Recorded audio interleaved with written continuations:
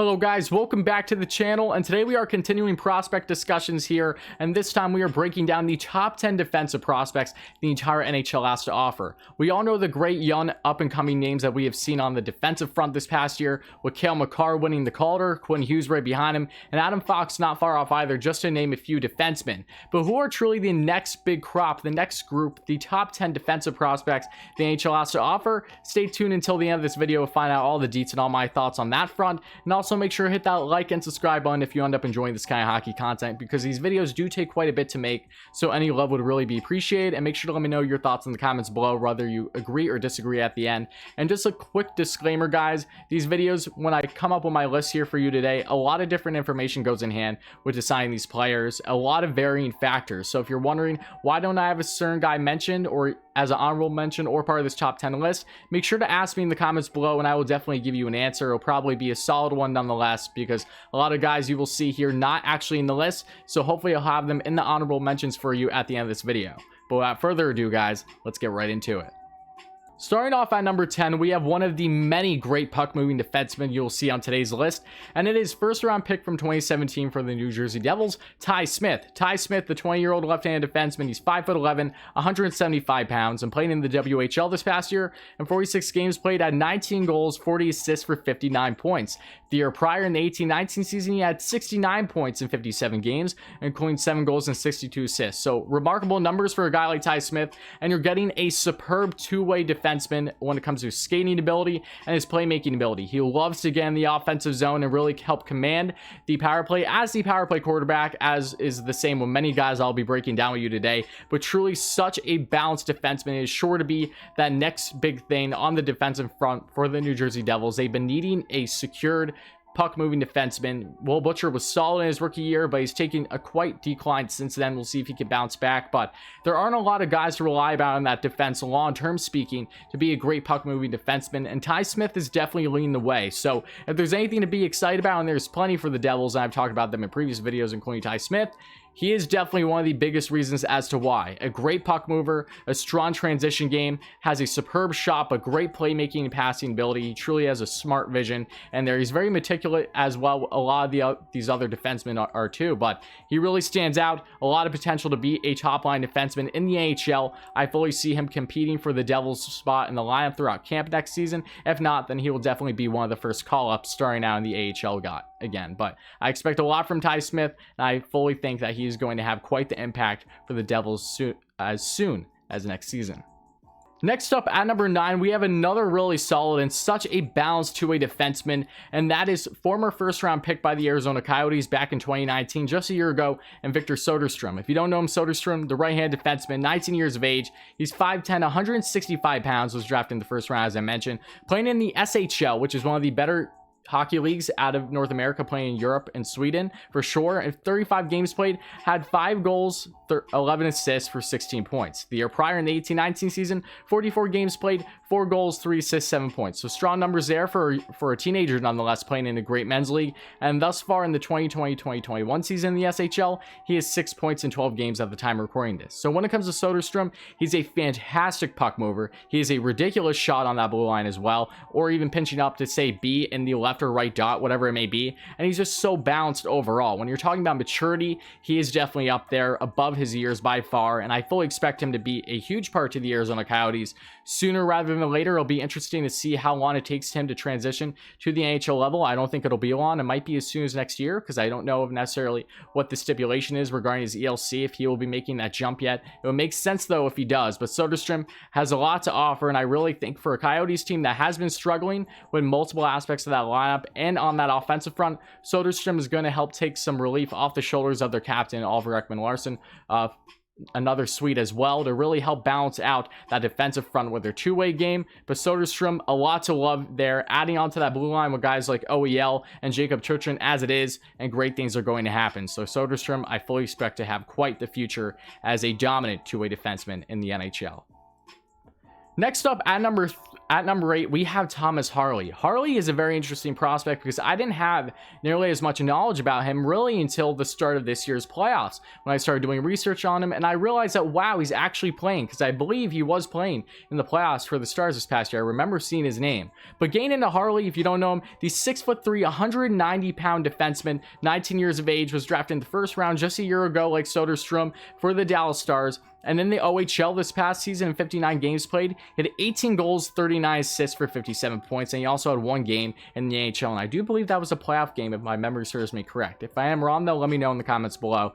And in 68 games played the year prior in the OHL, he had 11 goals, 47 assists for 58 points. So when it comes to Harley, he has a guy with great upside, really a strong ceiling as a former first-round pick from a year ago, a big body at 6'3", but he is so nimble as a skater and has that great ability to be a fantastic two-way defenseman as a top line or top 4 defenseman, along with guys like Miro Heiskanen, who's been dominating, as we know, as such a young Finnish phenom, and then other guys like Esa Lindell in there, who isn't as offensively sound, but is a great shutdown guy, and John Klingberg, who can still get it done for the Stars. Adding into that mix is going to be lethal for the Stars starting next season. I fully expect him to make the roster out of camp and have a crucial part to their success, because he's going to really help add on to that offense that has been struggling in recent years, as we know. Playoffs are a different story, we know that, but when it comes to seasonal statistics, they have been struggling. So a guy on the blue line like Harley to help balance things out with other guys like Klingberg and Heiskanen is going to just make them that much better. I'm really excited for what Harley can bring to the table. He's really physical and has probably some of the best transition game that you see out of this entire list I'll be discussing with you today. So truly a 200-foot defenseman with plenty to give. I expect him to have quite the impact next season. Next up at number 7, we have one of the best prospects that many believe and are so excited about, especially if you're a Habs fan, and that is Alexander Romanov, who is going to be hitting the NHL next year, as we all know from signing his ELC not too long ago this past year. But Romanov, if you don't know him, the left-handed defenseman, 20 years of age, 5'11", 182 pounds, drafted in the second round in 2018 by the Habs, and playing in the KHL this past year, and has been phenomenal, might I add. In 43 games played, had 7 assists for 7 points. In the year prior, in 43 games played, had 1 goal, 3 assists for 4 points. So I get it, his numbers aren't shocking, but take some things into account. His ability in that offense isn't nearly as secured as it is in, say, the NHL level sooner rather than later. Playing in the second best league, men's league in the entire world outside of North America, in the KHL, he has been phenomenal as a teenager up until this point, and has been dominant at the World Junior level for playing with Russia back in 2019 and 2020. I believe he had 7 points in 7 games in 2019, and then in 2020 he had 5 points in 7 games, if my memory serves me correct. So really strong numbers for a guy like Romanov.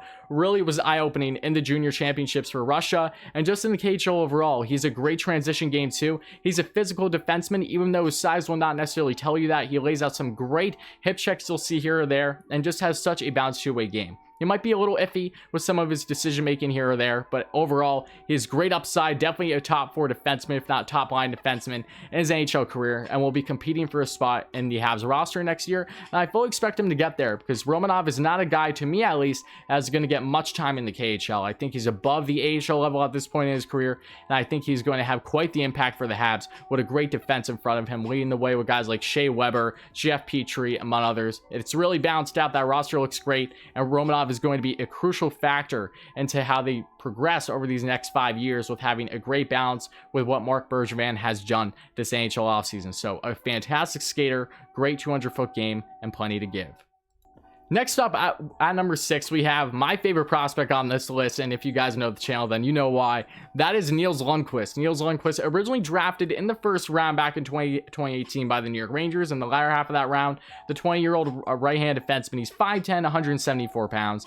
In the SHL this past year, in 45 games played, is really where he stood out to be what we know him as today. And going forward, 11 goals, 20 assists for 31 points. Amazing numbers as a teenager. The year prior, however, in the 18-19 season, 41 games played, 3 goals, 7 assists for 10 points. So a 20-point increase, remarkable. And then thus far in the SHL this year in the 2020-2021 season, in 15 games played, he has 5 goals, 4 assists for 9 points at the time of recording this, and has had 3 goals in his last 2 games as well at the time of recording this. So amazing numbers. When it comes to Nils Lundkvist, you get so much with him. You get another guy that can command the power play as that power play quarterback, has a lethal wrister and slapper, whether he's in the left dot with the right hand shot, very Ovi-esque, if you will. I'm not comparing him to Ovi, I'm just saying when we think of that that right hand dot right-hand shot in the left dot. We think no further than Alexander Ovechkin. But Nils Lundkvist has been so lethal 5-on-5 and on the power play. A great decision maker, a great puck mover who really has a nimble skating and agility. He is a guy that is fully expected to be a top 4 defenseman in the NHL within the next couple of years for the New York Rangers. And given the Rangers' full rebuild / retool, all the ability is going to be there for him with all the great young puck moving defensemen they already have in this lineup with Fox, Trouba, D'Angelo. Lundkvist is just going to add into that regardless if, say, D'Angelo or Trouba is there or not. Great things are going to happen. He's going to have all the ability in the world to succeed, and I'm simply ecstatic for what he is going to do at the NHL level. He's been remarkable, great progression, and has truly been a fantastic guy playing the SHL as a 20-year-old now, and has seen significant development over this past year. Next up, at number 5, we have an amazing story, and that is Evan Bouchard. Bouchard is a guy that at first, some people were hesitant as to what can he do? When is he going to be able to transition to the NHL level? Let's hope the Oilers don't rush things with him. And it seemed like they were going to at first, but good thing that they didn't get too involved in that, and it's paying off big time for a guy like Evan Bouchard. If you don't know him, the right-hand defenseman, he's 21 years of age, 6'3", 194 pounds, was drafted in the first round back in 2018 as well. And the AHL this past year in 54 games played, get ready for this, 7 goals, 29 assists for 36 points. Amazing numbers as a 21-year-old playing in the AHL. And then the OHL the year prior in the 18-19 season, in 45 games played, had 16 goals, 37 assists for 53 points. Remarkable. And thus far playing in the SHL currently on loan for the 2020-2021 season. In 19 games played at the time of recording this, he has 6 goals, 10 assists for 16 points. Fantastic numbers. He's doing fantastic in the SHL currently. I fully expect him to hit the roster for the Edmonton Oilers next year. I think he has what it takes. And the Oilers, they've been needing that great puck-moving defenseman for both 5-on-5 and on the power play. And Bouchard is definitely that guy long-term speaking. You have the weapons with Connor McDavid, Leon Drysdale, etc. We know this. But outside of Oscar Klefbom, who looks like he is dealing with a significant injury, they brought in Tyson Barrie to really help out on a 1-year deal. A great deal for them as a puck-moving defenseman. But Bouchard is really able to make that next jump to the NHL level, be a consistent NHLer in my opinion. I think he's going to win a spot out of camp, really no doubt in my mind. And if for whatever reason he doesn't, then he'll be the first guy to get called up because Bouchard has all the abilities. He's proven it at every other level but the NHL level. He has had a cup of coffee in the NHL from when he was first drafted, but really to no avail at that point in time. A really aggressive defenseman as well when it comes to just pinching up into the offensive zone, and he's superb when it comes to his overall ability, his vision, his playmaking, his shot. He has such a great balance as an offensively minded defenseman, but is defensively responsible and has had great progression, especially in the AHL this past year. So Evan Bouchard, the next great thing on the blue line for the Edmonton Oilers for years to come. And the Oilers fans should be ecstatic because he is definitely having all the tools to be what it takes as a power play quarterback and to take the load off some shoulders of guys like Klefbom, for instance, once he's fully healthy, among others, and Tyson Barrie too, even though Barrie is expected to be that guy next year. Bouchard is just going to add so much more offense to what this team already has, and I simply can't wait. Next up, at number 4, we have probably the most controversial guy that you may argue here, and that is Jake Sanderson. Sanderson, if you don't know him, was the first defenseman drafted in the 2020 NHL draft, went above so many great talents as well, and he went 5th overall to the Ottawa Senators, and left some people, including myself at first, kind of scratching their head, but I understand the reasoning at the end of the day. Sanderson, the 6'2" left-handed defenseman, first round in 2020, as I mentioned, 6'2", 185 pounds. Playing in the USHL this past year in 19 games played, had 14 points, including 2 goals and 12 assists. The year prior, in 22 games played, he had 2 goals, 5 assists for 7 points. So when it comes to a guy like Sanderson and his game, he's just so balanced and he's so intelligent. Similar to Bouchard in the sense that these are minute muncher guys. They're going to be able to eat so much minutes night in and night out. Sanderson is fully expected to be that next top line, if not top 4 defenseman for the Ottawa Senators on that left side to really help balance things out, would really taking the load off the likes of Thomas Chabot, who's leading the way. He averages roughly 25 minutes a night, it seems, for the Ottawa Senators. Sanderson, he's going to be playing 1 year in college, playing at, I believe it's the University of North Dakota, and then he will probably hit the NHL level after that, if I had to assume. But such a balanced defenseman. He can contribute offensively, but that isn't necessarily his expertise, nor do the Sens need him to be, as they have great offensive defensemen as it is currently. So Sanderson, such a balance, is reminiscent of Ryan Suter, many believe, in just having the ability to eat minutes night in and night out and be put in every situation imaginable and do it flawlessly. He has a strong transition game, a bigger body that is going to fill up more, get girthier over time, and really is going to be fantastic for the Senators to help round out this defense through this entire rebuild. Next up at number 3, this was the only mistake I made from my top 20 prospects in the entire NHL video I did just 2 weeks ago. Make sure to check that out if you're interested as well, guys.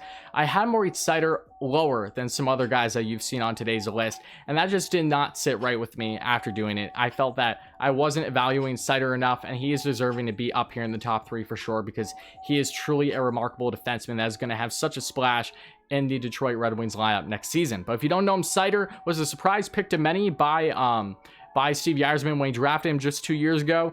But the 6'4", 207-pound defenseman drafted in 2019, so not even full 2 years ago. The 19-year-old right-hand defenseman, he's 6'4", 207, as I mentioned. The AHL this past year in 49 games played, had 2 goals, 20 assists for 22 points. The year prior in the Dell League, the German league, in 29 games played, 2 goals, 4 assists for 6 points, and thus far in the SHL this year on loan, playing in the 2020-2021 season, he has 7 points in 8 games. So SEIDER, a remarkable defenseman, and what stands out to me is the fact that he truly has it all. He is a guy that, when you look at him from the forefront, he has the ability to really be that all-purpose machine, if you will. He can block shots. He can help out great defensively. He has a great transition game. He can take up the puck. He's a smooth and fast skater when need be. He can break up 2-on-1s with ease. He truly just has it all to be a dominant two-way defenseman at the NHL level. He's been fantastic playing in the AHL just after being drafted. Has that ability to really transition to the NHL right away. It looks like after just playing a year, not even in the AHL, playing in a men's league like Germany has definitely helped him out with Dell.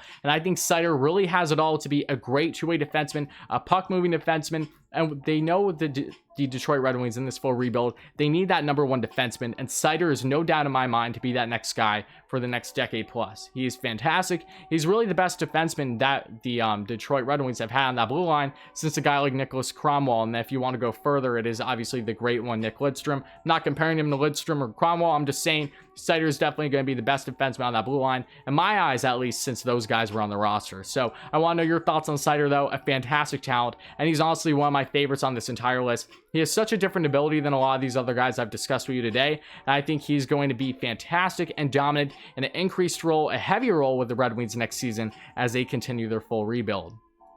Next up at number 2, we have the defenseman that I just talked about previously as well in my top 10 Colorado Avalanche prospects video, so make sure to check that out if you're interested.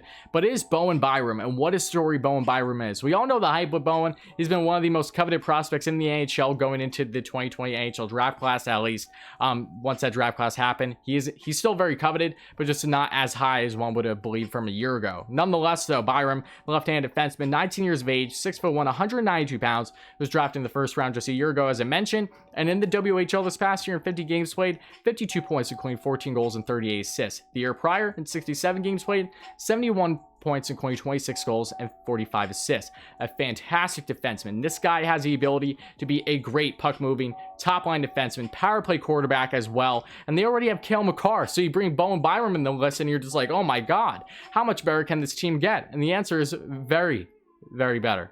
I know that didn't make sense, but you know what I'm saying.